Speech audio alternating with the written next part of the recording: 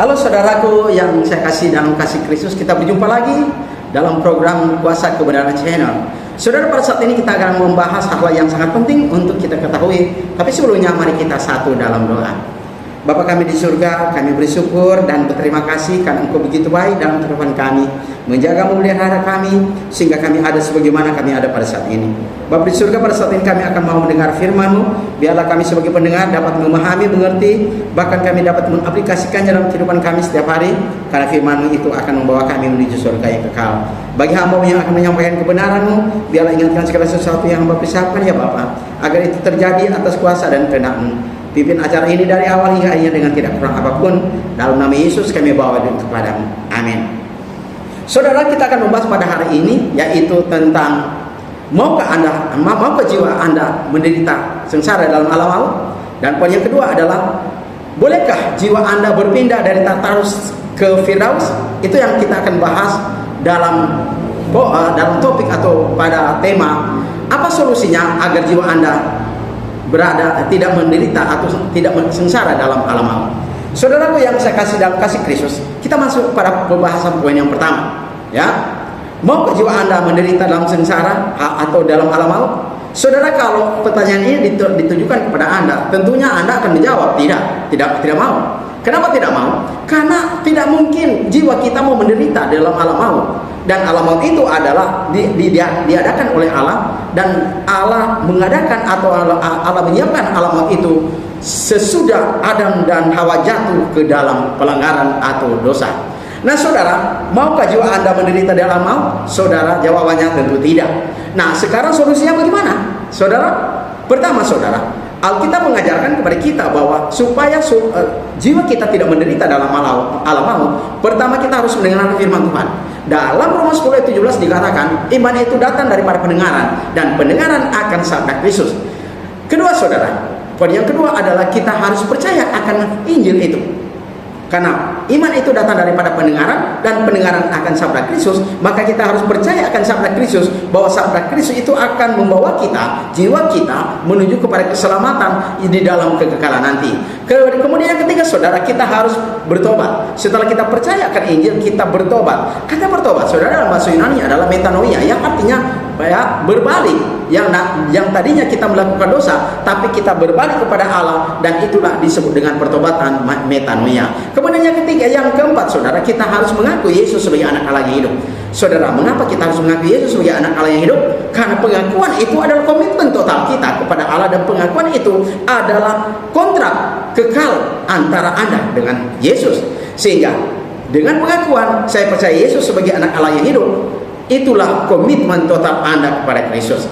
Kelima saudara, setelah kita mengakui Yesus sebagai anak Allah yang hidup, sebagaimana Matius 10 ayat 32-33, ya, di mana dengan siapa yang mengaku aku di hadapan manusia, maka aku pun mengaku dia di hadapan Bapakku di surga. Tapi Yesus katakan ayat 33, siapa yang tidak mengaku aku di hadapan manusia, maka aku pun tidak akan mengakui dia di hadapan Bapakku yang di surga. Yang kelima saudara, kita harus dibaptis.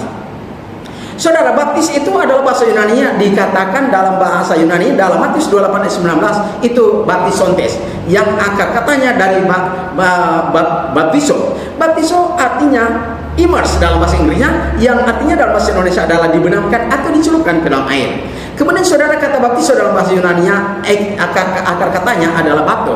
Bapto artinya to dip dalam bahasa Inggrisnya, dan artinya dalam bahasa Indonesia saudara adalah masuk ke dalam kedalaman air. Saudara, kemudian dalam Markus 16 ayat ke-16 Yesus katakan, barang siapa yang percaya dan dibaptiskan. Saudara tahu Markus 16 ayat ke-16, kata asli bahasa Yunani-nya itu dikatakan baptisteis. Markus 16 ayat ke-16. Baptisteis itu etimologi dari kata baptiso. Baptiso etimologi dari kata batu, yang artinya masuk ke dalam kedalaman air. Saudara, pertama-tama diajarkan oleh para rasul, yang mewakili para rasul adalah Petrus. Dalam Kisah Rasul pasal 2 ayat 38, ketika mereka bertanya ayat 37 Kisah Rasul 2, apa yang kami harus perbuat? Kemudian Petrus jawab ayat ke-38 Kisah Rasul pasal 2, bahwa hendaklah kamu bertobat dan memberi dirimu dibaptis. Saudara, kata baptis di dalam Kisah Rasul 2 ayat 38 dari baptisteto, yang artinya adalah akar kata dari baptiso, ya, dan baptiso masuk ke dalam air. Kisah Rasul 2 ayat 41 saudara, dengan jumlah 3.000 orang mereka dibaptis masuk dalam air, dan setelah mereka dibaptis maka mereka ditambahkan Allah ke dalam kerajaannya. Nah saudara, supaya jiwa Anda tidak sengsara dalam alam maut, Anda harus melakukan 5 poin: mendengar, percaya, bertobat, mengaku, dan dibaptis. Maka jiwa Anda menang di dalam kekekalan kesengsaraan nanti. Oleh sebab itu saudara, itulah poin yang pertama. Saudara, poin yang kedua adalah, ya, bolehkah jiwa Anda berpindah dari Tartarus ke Firaun? Jawabannya tidak.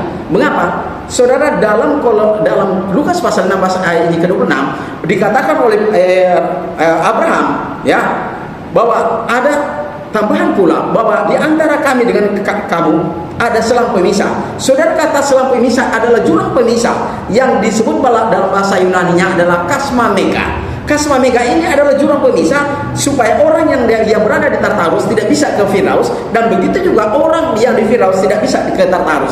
Pertanyaannya adalah, siapakah yang menciptakan pemisah itu, kasma mega itu saudara? Jawabannya adalah Allah sendiri. Mengapa Allah membuat seperti itu? Untuk membedakan antara orang yang mati dalam kebenaran dan antara orang yang mati tidak dalam kebenaran. Semoga pelajaran ini bermanfaat bagi kita dan menumbuhkan iman kita bahwa setiap manusia harus berada di alam maut atau dunia orang mati, supaya disitulah Allah menentukan alam maut itu. Semoga bermanfaat bagi kita. Amin. Tuhan memberkati. Mari kita satu berdoa.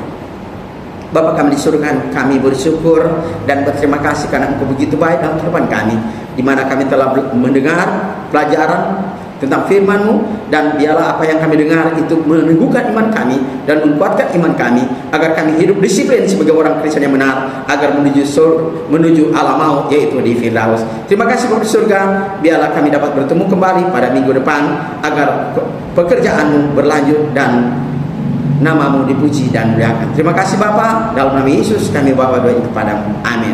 Saudaraku, apabila saudara memiliki pertanyaan tuh, ya, hubungi nomor saya di 0853 4042 9873. Sekali lagi, hubungi nomor saya di 0853 4042 9873. Tuhan memberkati.